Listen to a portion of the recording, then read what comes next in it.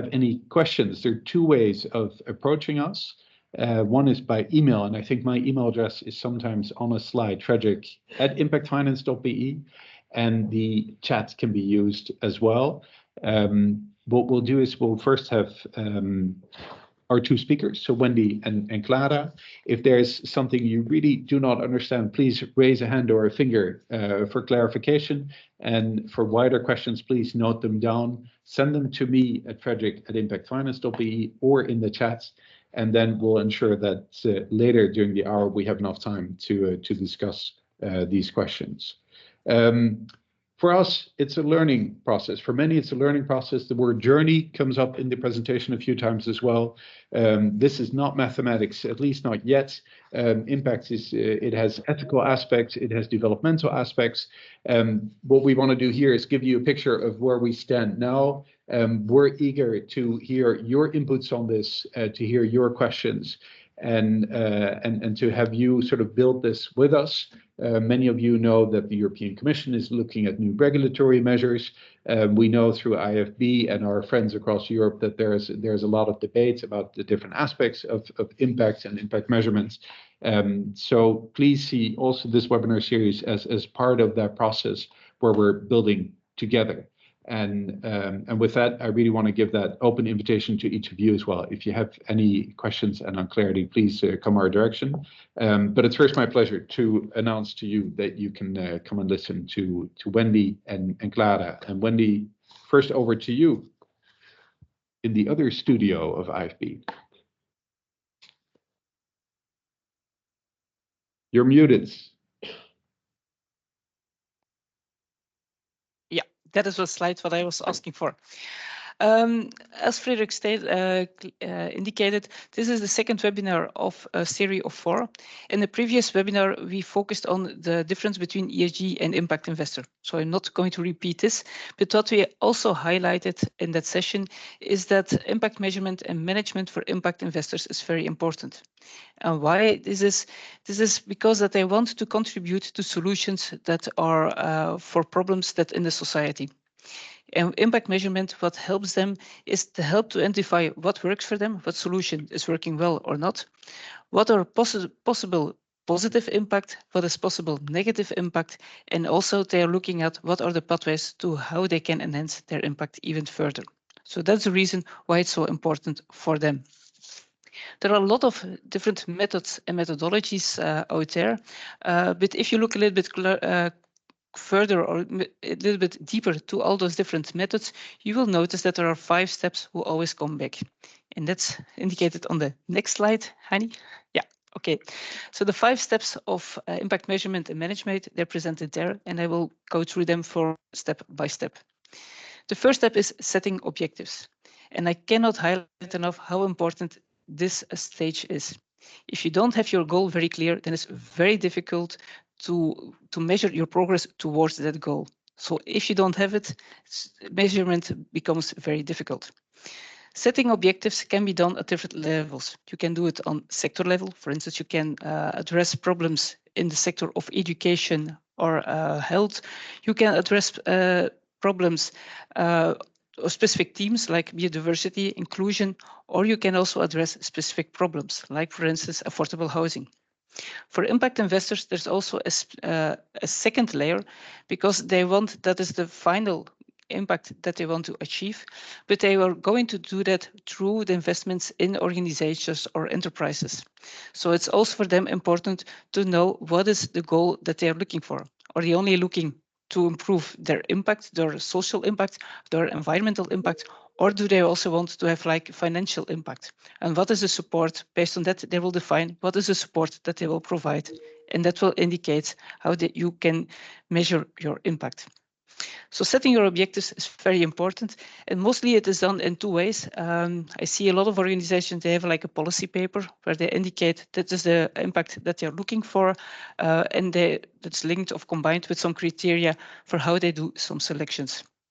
Another approach is that you develop a theory of change. And in fact, that's a visual presentation from how you link your activities with the outcomes and further to the impact.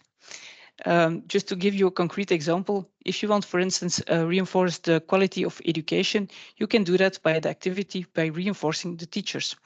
And your outcome then that you're going to measure is that the activity that you do is providing training. That training that you can measure out how much knowledge that they gain or how much competence that they gain.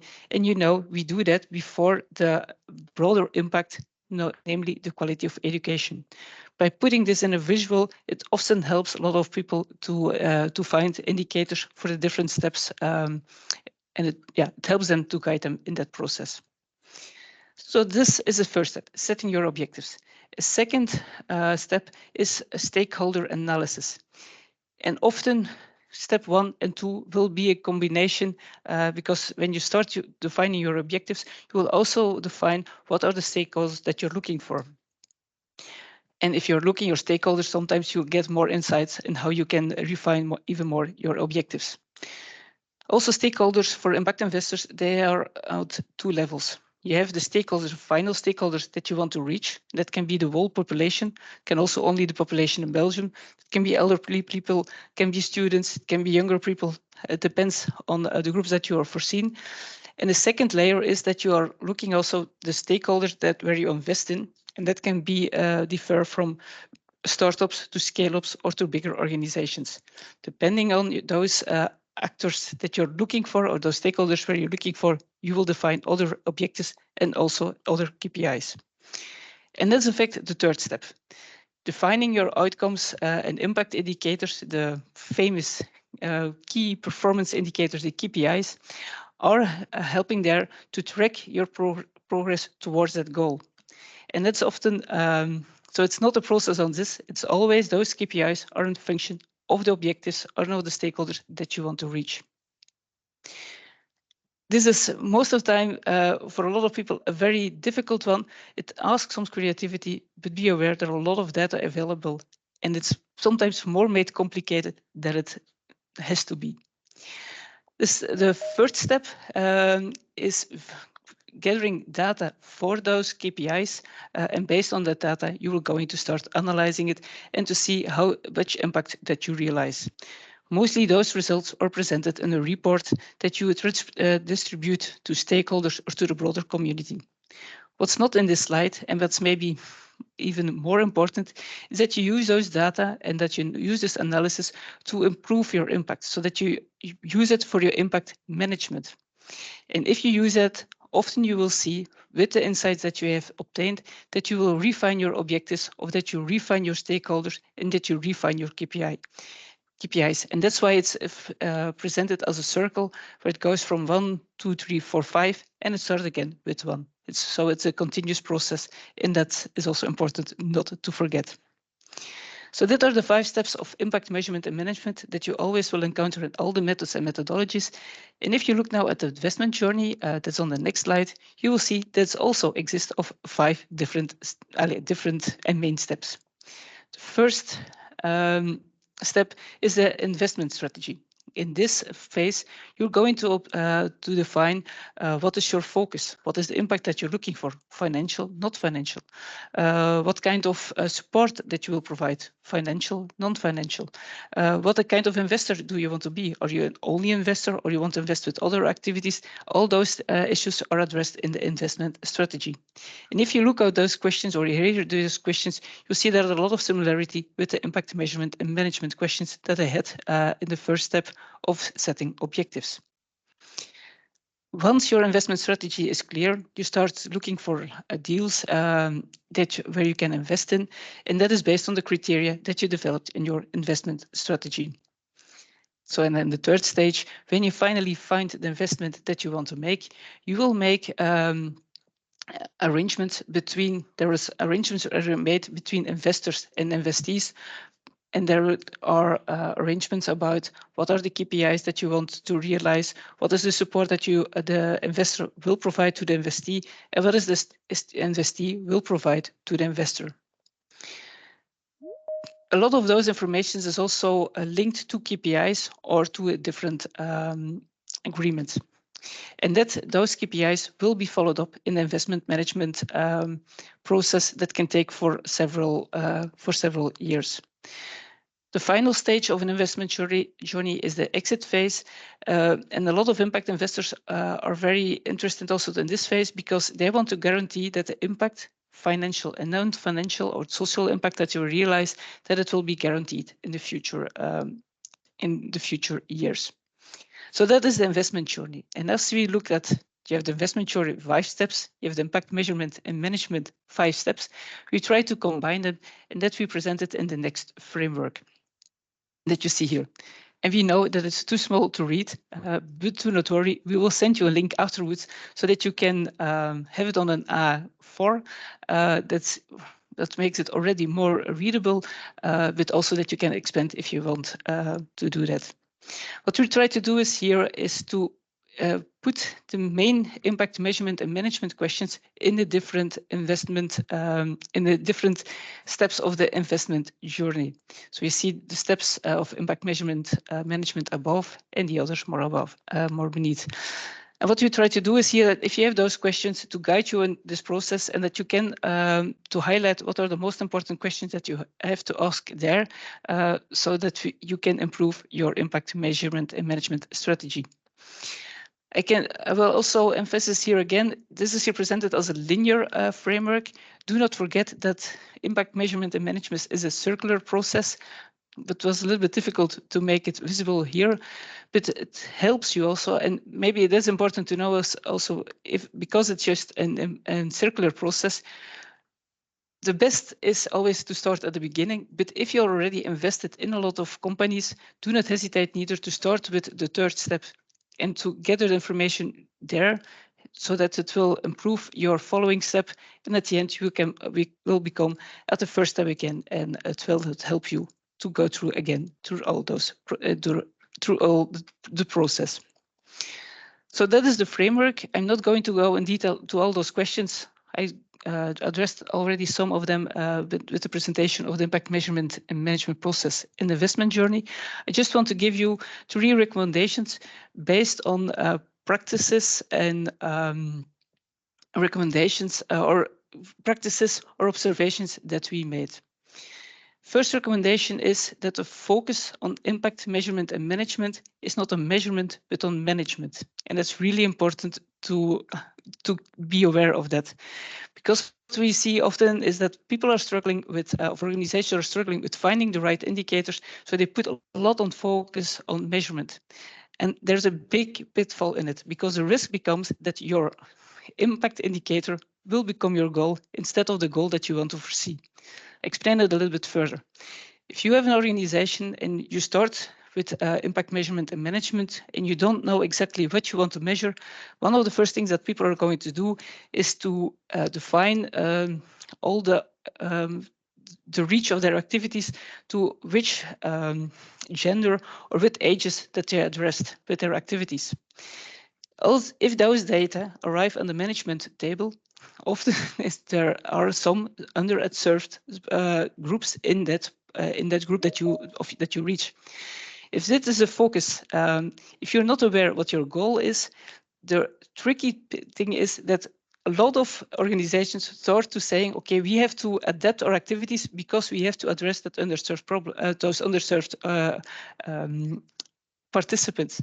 But for some activities, it's not necessary. For instance, for this webinar, in fact, it's not important to know if you're a man or a woman or what age that you have. It's for me more important what is your background, because I want to give you some information about impact measurement and management, and that probably will be defined with your background.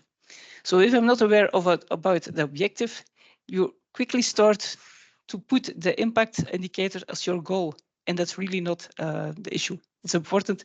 Impact measurement is about management, and measurement is only a tool to obtain that. A second recommendation that I want to give is be pragmatic. I always refer to the 20-80 principle. With 20% of your effort, you can obtain already 80%, or you can present 80% of your impact. For that additional 20% of your impact, you need probably 80% of your efforts. And that's not needed because it's only an indication or of your progress. So it's better to have 3, 4 even maximum 5 good indicators that cover 80% of your impact, than having a long list of indicators that can be maybe 100% correct, but at the end, the list of indicators is so long and it's most of the time not manageable. In general, there is the recommendation to use like 3 to 5 indicators, and even for smaller projects, sometimes it can be 1 and 2. And if they give you an indication how your impact is evolving, that is fine, and not more is needed. So being pragmatic is very important. And a third recommendation that I want to make is impact measurement and management is a practice and not a theory. And also this is sometimes a pitfall, because we see organizations that they study a lot about their impact measurement and management strategy, and once that they implement it, then they see that the reality of their organizations are rather different than it was in the theory.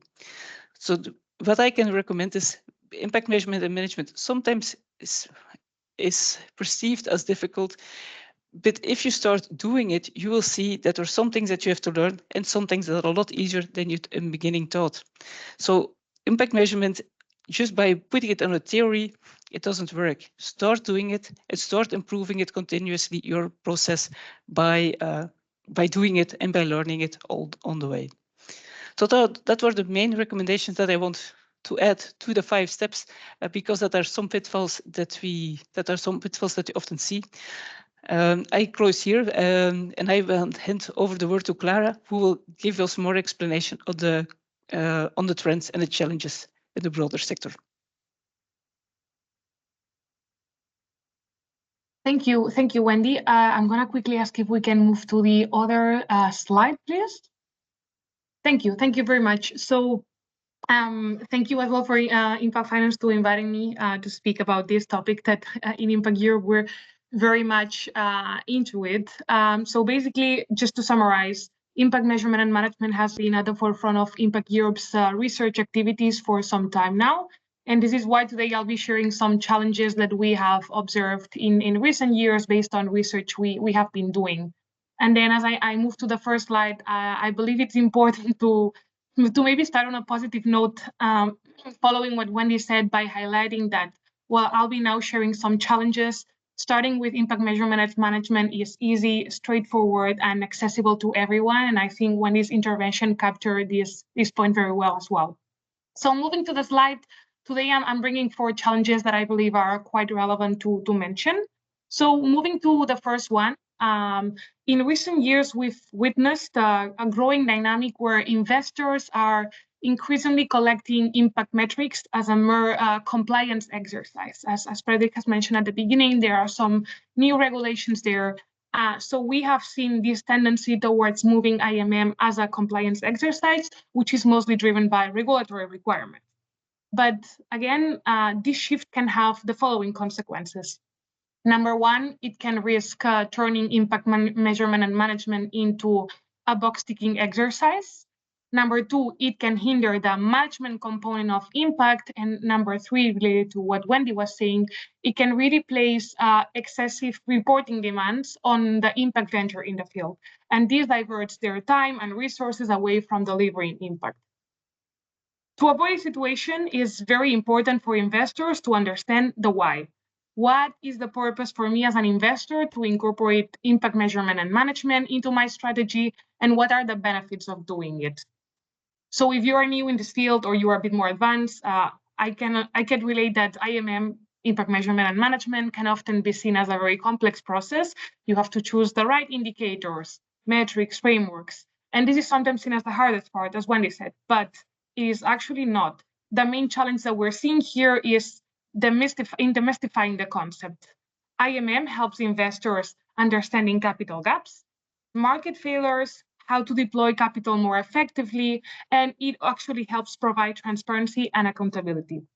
So if we fail to understand and capture how much value it brings, this is when impact measurement and management turns into this compliance effort that I was mentioning. So important to take in mind while putting in place these practices. Moving to the second challenge, there is a risk of accountability gap. And this is also linked to the 5-step process. While today from what I've been hearing, we have a diverse audience with different expectations, interests, and priorities. I think we can all agree that it's not always easy for investors to identify which stakeholder groups are the most important to engage with when I am setting up impact metrics. For instance, while collecting organizational level data is relatively straightforward, gathering evidence from beneficiaries, the people that investors aim to serve, might be a bit more challenging. However, a risk that we're seeing is that not engaging with them can result into this accountability gap, a gap that represents a potential disconnect between the investors and the ultimate beneficiaries, the people that we want to help. While we acknowledge that this actually might require significant time and resources, understanding the needs and expectations of the people that investors are intended to benefit is actually a crucial part to ensure success in impact investing and the impact investment that the investor is doing. And I cannot stress enough that this is data that cannot be captured by financial metrics, but with more qualitative ones. That's why it's so important to keep the beneficiaries in mind all the time. The point I'm trying to make here is that as an investor, this does not mean giving up on metrics that align with your financial requirements, but rather striking the right balance by also incorporating qualitative aspects that reflect how investments truly affect and impact the intended beneficiaries. And by paying attention to this, you can mitigate risks, you can allocate resources more efficiently, and you will end up positively impacting both your own business and the end beneficiary. And this approach not only ensures accountability, but also leads to more informed and effective decisions. So this is something that we've been seeing investors overcoming while they become more sophisticated in impact measurement and management. Moving to the third one, lack of standardization. Whether you're just maybe starting measuring and managing impact, or you've been in the field, you've likely been confronted with an ongoing debate around the lack of standardization of impact indicators. And this is actually an obstacle for investors who see comparability as the key to quality decisions when allocating capital, because maybe some of you can relate. It helps answer basic questions such as which is the solution that works best, or which is the most successful impact venture. While standardized indicators enable data comparison in this specific sector, in the impact sector, it's important to highlight that impact is substantially context and community specific. Therefore, making comparisons without contextualization might lead to inaccurate decisions. And it can also be that impact ventures might not always align well with the standardized indicators, so therefore require customized ones that can really reflect the context in which they operate and the unique social solutions that they support. All these reflections comes to say that investors might need to make trade-offs, but at the same time, it's encouraging to see some positive signs of collaboration within the sector in this matter. For instance, there is, if you are interested, a relevant initiative set up by the Global Impact Investing Network, GIIN, called IRIS+, which is an indicator database that has emerged to, let's say, enhance this data clarity and comparability. And I can later share it on the chat as well. Last but not least, moving to the last and for challenge, impact washing is still present and impact integrity is key. As more and more capital is deployed into impact investments, there is a concern that the transformative potential of impact investing could get diluted or lost within all this movement, or some call it noise, some call it movement, new actors coming. This is why impact investors and the overall ecosystem are really seeking more transparency, are seeking to improve impact reporting practices and impact verification to avoid or identify impact washing. There is an important reflection that I would like to make here on transparency, because transparency efforts should not be seen as a compliance exercise with limited added value, but rather as an important exercise for investors to be seen as accountable and intentional about impact. And for that, we are seeing some investors using third-party actors for impact verifications, or actually some others are doing so impact reporting and publishing those impact reports. I think the important point here is to have an impact measurement and management system in place. And by leveraging impact reporting and assuring mechanisms, investors can actually identify whether they are having any negative impacts in the investments that they are making. So it can be integrated and be part of the decision making. And it's important to highlight that trade-offs exist. So it's key to discuss how positive impacts can be maximized while how negative impacts can be mitigated. If we can move to the next slide. I am sorry if I'm talking too much. I'm going to quickly just have a glass of water. And please, Wendy, indicate me if I should get going and maybe be shorter in my intervention. But I also wanted to take this opportunity to share some current trends that we have been envisioning as well that might be interesting for those who are maybe newcomers or even if you are already advanced on this space. So first topic trend that we have identified is that impact measurement and management has become increasingly sophisticated, but it's easy to start. As Wendy was saying, this is an iterative process. You learn as you go and consistently incorporate lessons learned back into your strategy. Right now, there are a lot of IMM tools and frameworks available, and many of them are built from a linear cause and effect relationship. These grades are a tool for newcomers, as change is measured through very traditional and straightforward tools. A positive sign for the ecosystem that we're seeing is that IMM, impact measurement and management practices, are advancing and are increasingly embracing the complexity of impact, as impact is not straightforward. For instance, some problems might not have a linear change, as they are part of a more complex and dynamic context. So this is why we're seeing some investors adopting a system lens investing, where they do not only look specifically at how organizations are generating impact, but also at what are the larger system dynamics are. How does impact measurement and management account for the different contextual variables within a system? What are the influences of these variables? And if there is a way to predict them. However, this is a bit more advanced level. So impact measurement and management, again, can be very simple. You can start by developing a theory of change or impact thesis, selecting a few impact indicators. But this is just a sign for those that are studying that if you take this practice seriously, you could get to a point where you can start refining IMM practices and add more complexities over time. And this can actually help your decision making as well.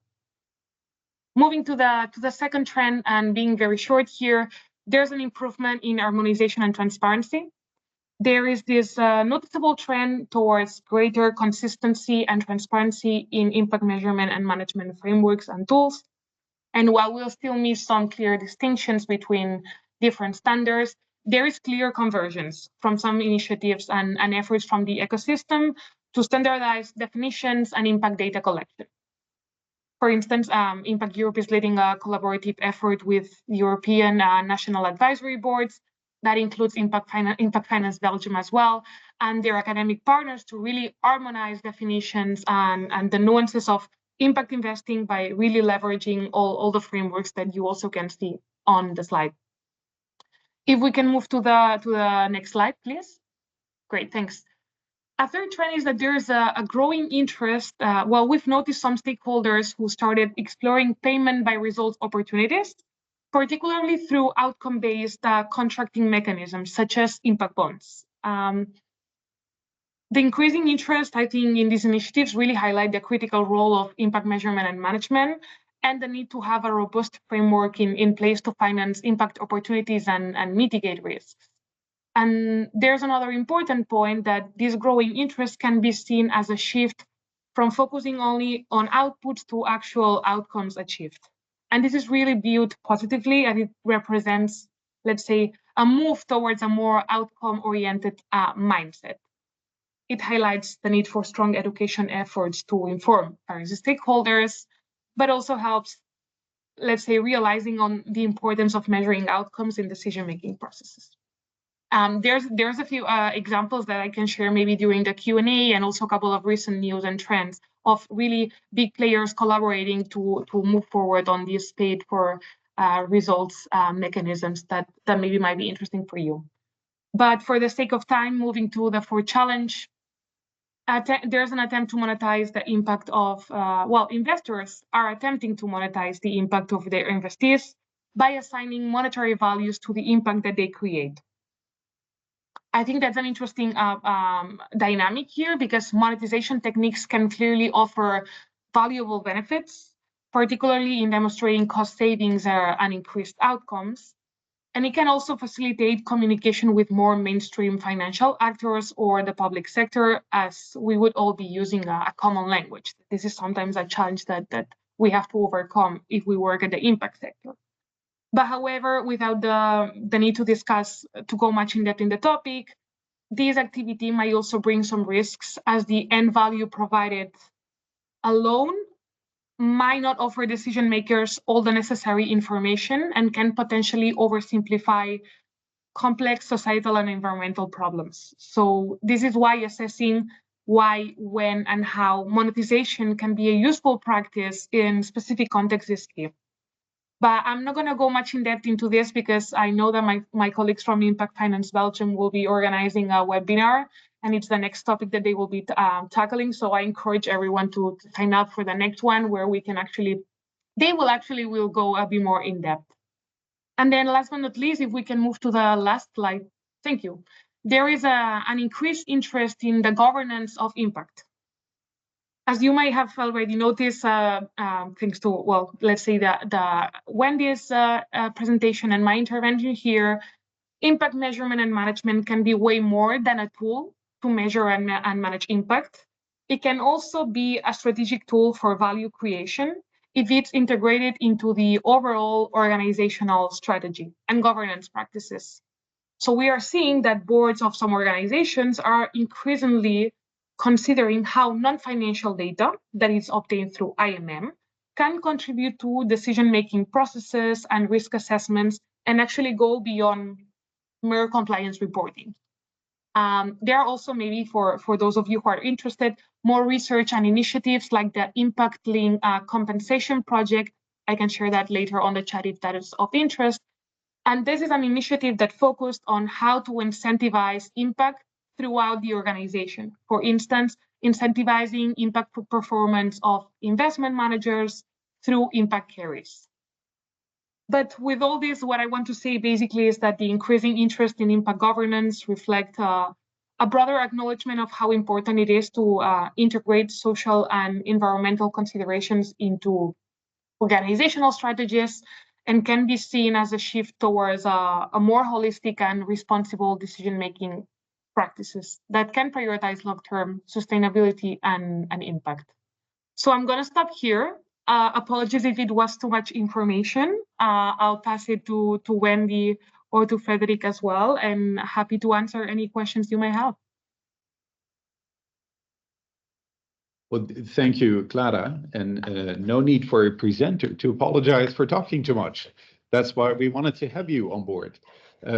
So thank you for sharing this. And these are tips of the iceberg. It's a different iceberg, but I realize, like any of your sentences, there's a lot behind it.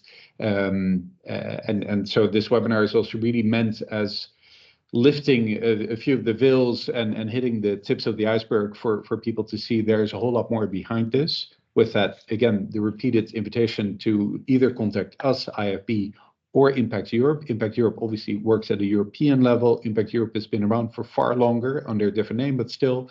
And if you look at their websites, the .net website, I should clarify, then you can find lots of reports that are really interesting in this space. Clara, maybe you can clarify the work you're doing here is for market use. Do individual entities, whether it's financiers or companies, contact you as a consultant as well on this? Or is your role really to share broader information, and then other consultants can find their work? And I know we have a few consultants online as well, but to just understand the roles there. Yes, so that's thanks for the question. We are not doing any type of consulting here.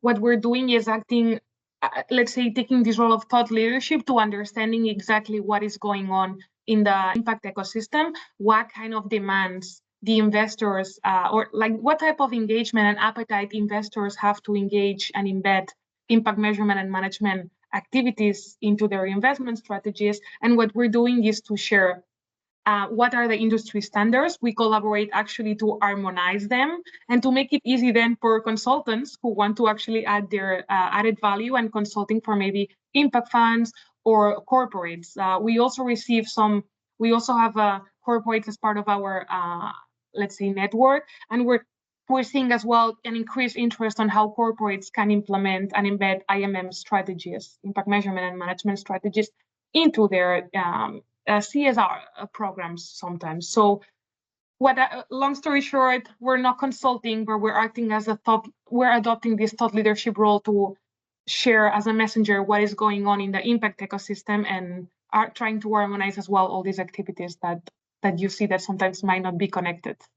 Yeah, wonderful. And just for the audience as well, Impact Europe is a good friend of IFB's and the what I sometimes call the other IFBs across Europe, especially Western Europe. Most countries have a similar organization, and we collaborate ever more.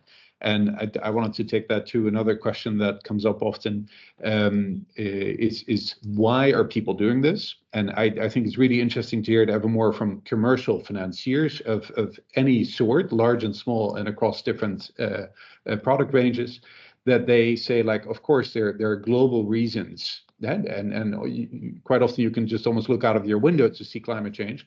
But what you don't always see out of your window is social changes and social challenges. But obviously there are more sort of global reasons to look at this. Many financiers notice that their clients are asking ever more, like, how is their money being used, and what is being done with it? And it's nice to see financial returns, but what about the non-financial returns?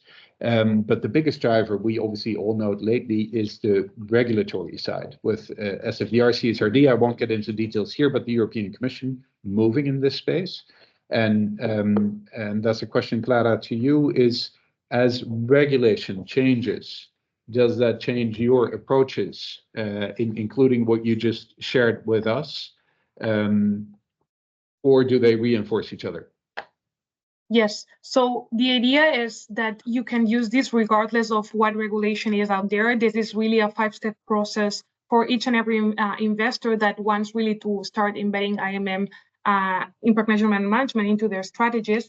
What we've been doing, though, is adjusting and updating all these reports according to the contextual, let's say, the context that we are all experiencing. So maybe to be brief here, almost 10 years ago, Impact Europe launched the first impact measurement and management 5-step framework.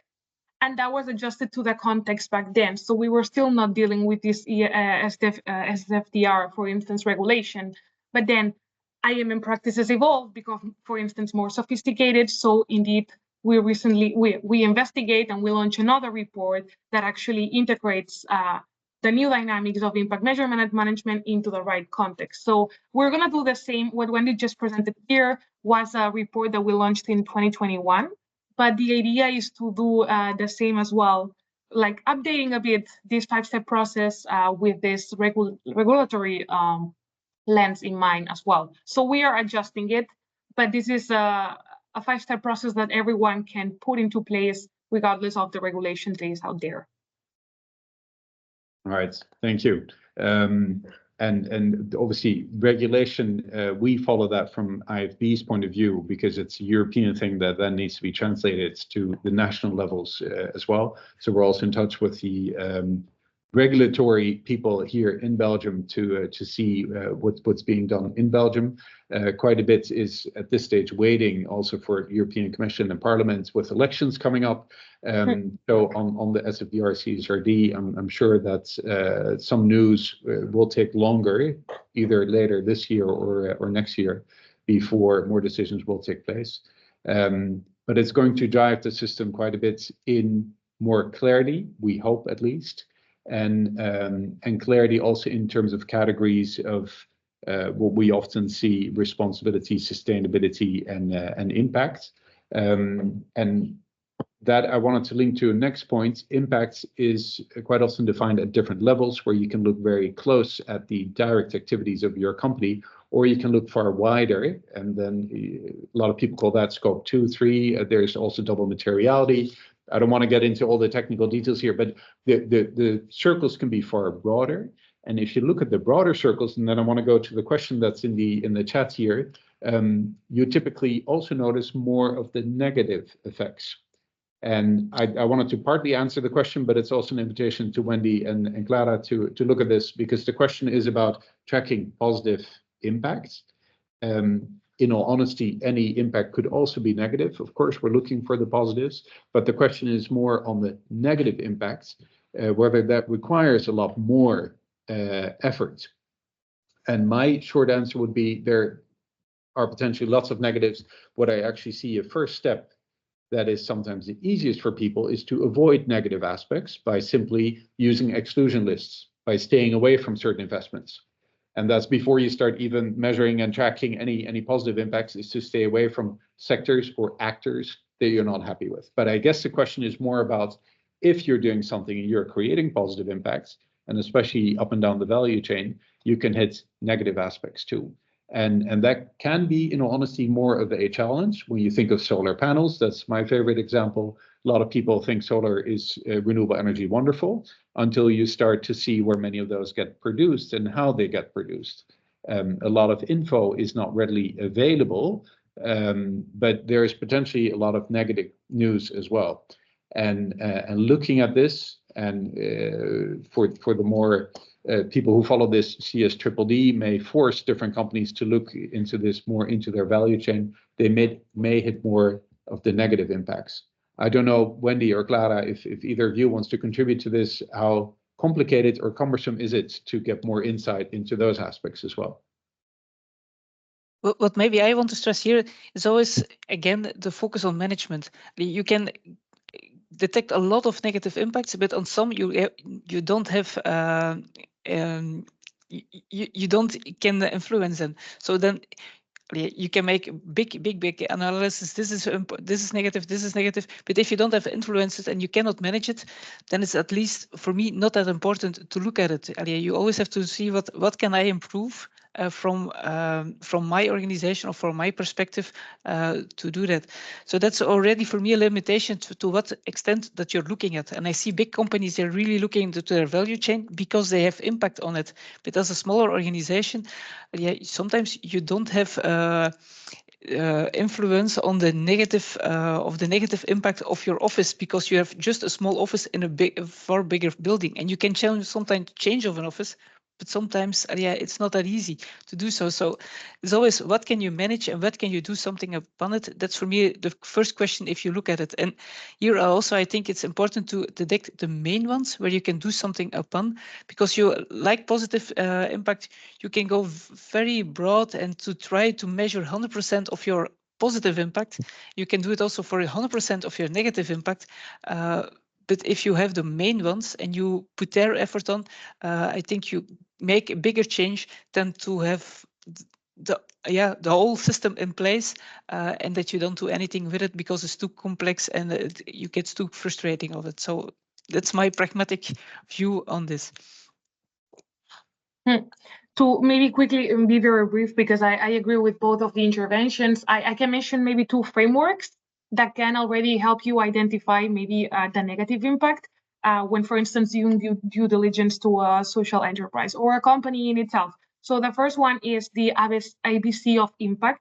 So really these categorize assets into doing harm, not doing harm, or actually contributing to social solutions. So you as an investor, you can already start classifying where the assets that you might be investing fall into. So that already, if you have a strong impact thesis, can already help you like discern these are not the ones that I'll be investing. And then there is a second framework that it's called 5 dimensions of impact. And one of the dimensions that is included is the risk. So there you can assess how much potential risk the company that you are investing in is going to have and discuss together with the investee how these potential risks might be mitigated. And you're already having this discussion prior to investing, so it's still part of the due diligence. So you are kind of anticipating already some potential risks, and you put in place some measures and processes to potentially react once they come to you. but those are already there.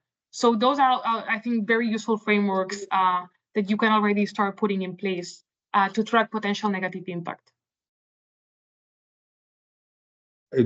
Clara, I want to look at you. You had at least one example. I think would be nice if we can do that. Can we squeeze that into the next few minutes? The bridges. Yeah, well, I can try my best. If I'm running out of time, just let me know. But definitely. Yeah, that's what I'm aware of. But I'd love to have a short case in there. Of course. Because that always illustrates theory more. And Honey can pull it up.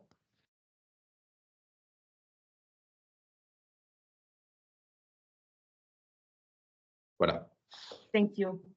Yes, so as we still have 10 minutes, I'll try to be short and concise, but we thought actually that it could be interesting to actually explain an example of a fund that put in place, well, started their impact measurement and management journey, and then it became a bit more sophisticated thanks to actually practicing and reiterating and learning as they go. So this is the Bridges Fund Management. This is a fund that set up an impact fund that is called Bridges Evergreen, and actually the mission was actually to invest in solutions that support a more inclusive and sustainable economy.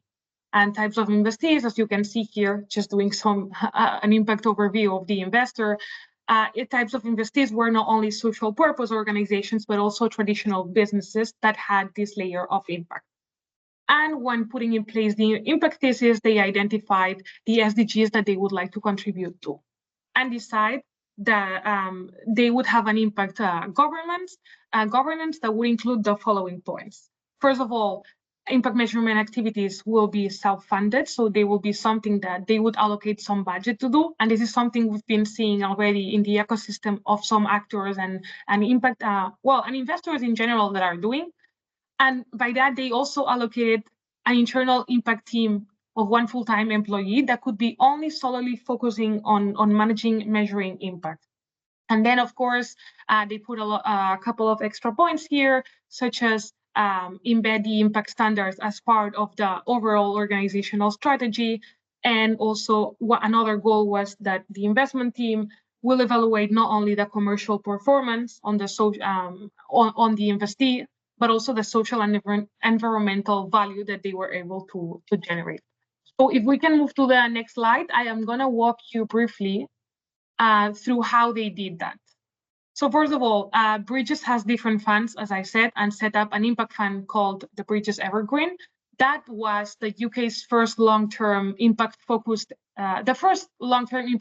equity fund, and it provides flexible, patient, and values-aligned capital to highly impactful business who are looking to accelerate their growth and scale. So it's not early stage, we're looking at mature companies.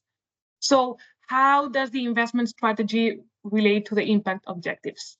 Well, when putting their investment thesis in place, they actually decided that they will be operating across 4 impact teams, and those were closely aligned with the SDGs. So this is where they started. They started with the SDGs and reflected which were the social and environmental, let's say, mega trends that they would like to follow. So this is a clear example of how to set up impact objectives based on SDGs. And then from there, they defined the scope and identified more concrete examples of investment opportunities. So what they did is basically take a top-down approach. If we move to the next slide, please.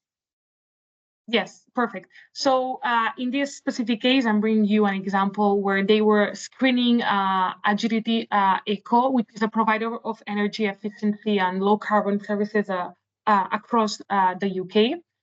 But prior to making this investment or any other investment, Bridges Evergreen considered the positive and negative impacts across different stakeholders and identified the most material impact opportunities and risks that needed to be managed. Actually, this is the framework that I was mentioning during the Q&A of the 5 dimensions of impact. So actually, Bridges Evergreen used this framework. As you can see, risk is actually the last point that they take into account, and started evaluating through a series of different questions that evaluate the different dimensions, what, who, how much of outcomes can occur, or how how much contribution the enterprise is actually bringing to that would not happen anyway.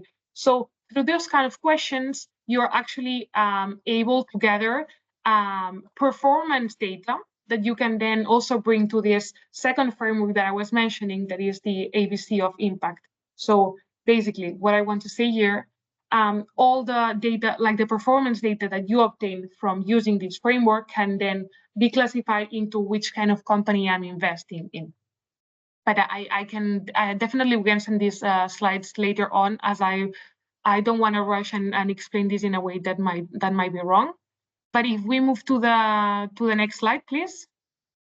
Yes. So once they already identified that they, because one of the main missions of Bridges Evergreen was to invest only in companies that were that fall into the C category, so that contribute to solutions. They decided that they would not be able to invest in any A and B companies, so they would go for those that were really additional. So once they have already selected those that are really additional, to outline the impact thesis and of its investments, then they define a theory of change and a logic model to define the core impact of the business of the investee. For instance, an example is of a question can be, what is the core outcome the business creates through its products and services? And then as part of the impact assessment, Bridges also analyzed who experienced the outcome and how underserved this group is in relation to that outcome. So it also recognizes that every investment has the potential to generate additional societal and environmental outcomes, both positive and negative, and on other stakeholders as well. So it's not only the intended beneficiaries, but I can maybe also create positive and negative outcomes on customers or the whole community. So that's why they actually decided to take all these various factors into account. And to identify all these points that I'm mentioning, they put in place the combination, let's say, the following processes and structures. The first one is the SASB materiality map. For those of you who are not maybe familiar with it, this is a tool that helps companies identify and prioritize sustainability issues that are directly related to the industry and the business.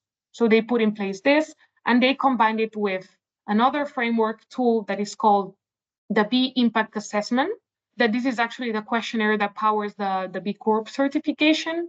And last but not least, they developed their internal ESG checklist that is based on industry standards that we have been actually mentioning during the presentation.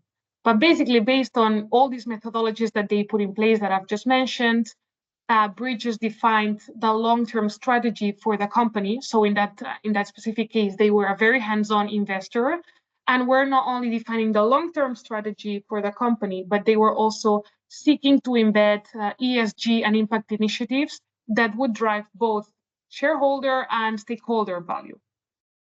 And they assessed ESG opportunities and risks by considering 2 points: the potential degree of impact on the financial performance on the business, let's say likelihood and severity, and the second point, the importance, its importance to the company stakeholders. So again, connecting it with the stakeholder accountability that I was mentioning. If we can go to the next slide, I'll try to be short here. Basically, here you can see that during the deal structuring phase, the impact team and the investment team work together to develop impact KPIs to build the capacity, to build in-house capacity of the invested team to be able to measure it. So basically, they build a strong theory, building a strong theory of change and connecting the commercial and impact thesis really helped the investees management team to understand the advantage of measuring the impact generated and the additional value of impact measurement and management. Maybe when looking at the visual, what we can see here is how each investment falls under one of the 4 impact teams that they were brought at the beginning. And actually then, based on the engagement process and due diligence results, they developed different KPIs that include company-specific KPIs and a set of standardized KPIs as well. how results were measured and monitored. Investees report to the impact team on a monthly and quarterly basis. Again, this is something that you, as an investor, agree with your investee. And Bridges as well holds a portfolio review meeting in order to evaluate the financial and impact performance of the portfolio. I still have 2 slides left. Wendy, let me know if I still have a couple of minutes, or we should maybe send it. Just let me know, because I'm seeing that for the sake of time, that might be a bit tricky. I think we'll send it, because I'm sure that people will have to jump off this call. But this is the crucial start of one specific case. I think it's really nice to see how they've done that. And I'm personally convinced that in most cases, it also improves their businesses. That it's not just a risk aspect, not just a regulatory aspect, but improving the offer they have to their clients. And that positive aspect is really important to share, because I've heard that very often from entrepreneurs who said, like, being aware of your own impact really improves the business that you're doing, whether you're an entrepreneur or a financier or a combination of the two. There is a lot more behind this, and these 2 presenters can talk for a whole lot more. Impactfinance.be or impacteurope.net has a lot more info, including more webinars actually on both websites and events. We have a page on those. We will share this presentation with all of you. Please check our websites and our LinkedIn posts, because there's a lot of news coming up all the time. And also individually, we're very interested in collaborating with you, whether you are a financier or a consultant or a lawyer or an academic or anything else. Please let us know, and we're eager to work with you. Thank you for calling in today, and we hope to see you next time. Thank you, Wendy, and especially Clara, for presenting today. See you soon. Bye, everyone. Thank you. Bye.